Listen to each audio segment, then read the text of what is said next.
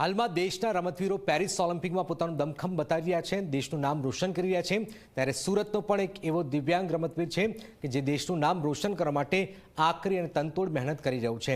કહેવાય છે ને કે અડગ મનના માનવીને હિમાલય પણ નડતું નથી। આ કહેવતને સુરતના દિવ્યાંગ રમતવીર જેનિસ સારંગે ચરિતાર્થ કર્યું છે।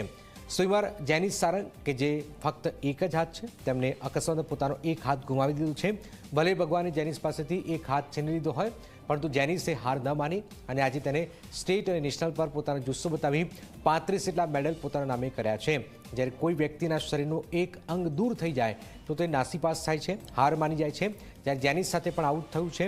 જ્યારે જેનિસે અકસ્માતમાં પોતાના હાથ ગુમાવ્યો ત્યારે તે જાણે જિંદગીથી હારી ગયો હોય તેમ માનીને 2 વર્ષ સુધી પોતાના જ ઘરમાં પુરાઈ ગયો હતો। પરંતુ વર્ષ 2023માં કૃતિકા નામના કોચ તેની પાસે આવ્યા અને તેને સમજાવી તેનો જુસ્સો વધાર્યો। પછી જેનિસે ક્યારેય પાછું વળીને જોયું નથી। પોતાના હિંમત, જુસ્સો અને તનતોડ મહેનતના કારણે આજે જેનિસે એક બે નહીં પરંતુ 35 મેડલ જીત્યા છે, જેમાં નેશનલ પેરા સ્વિમિંગ ચેમ્પિયનશિપમાં 2 બ્રોન્ઝ મેડલ। હવે તે પેરા સ્વિમર તરીકે હવે દેશ માટે ઇન્ટરનેશનલ લેવલ પર ચેમ્પિયનશિપમાં ભાગ લેવા અને કોમનવેલ્થ ગેમ્સમાં ગોલ્ડ મેડલ મેળવવા માટે પ્રયાસો કરી રહ્યો છે।